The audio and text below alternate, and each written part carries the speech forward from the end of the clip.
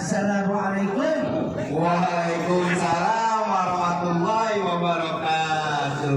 Ade tahu, ade kabar apa bang? Kabar dia baik bang. Dari mana mau ke mana bang? Ya bang, rombongan repot, rombongan banyak sekali. Bang, kalau abang ditanya dari mana mau kemana, udah pasti bang saya dari dunia. Iya bang. Tadi tujuannya emang senang sini bang. Emang tujuannya abang belum tahu. Bang, saya nanya lantaran apa saya belum tahu bang. Ya karena saya kan belum kasih tahu.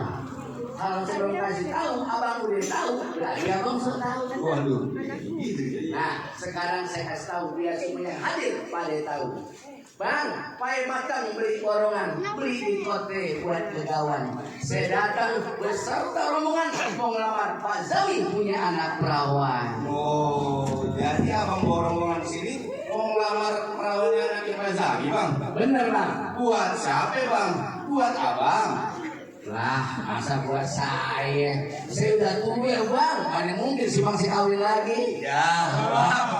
Bisa kejadian. Iya bukan begitu, bisa-bisa aja bang. Bang beli tepung-tepung terigu, bikin kue cincin buat dibagi-bagi.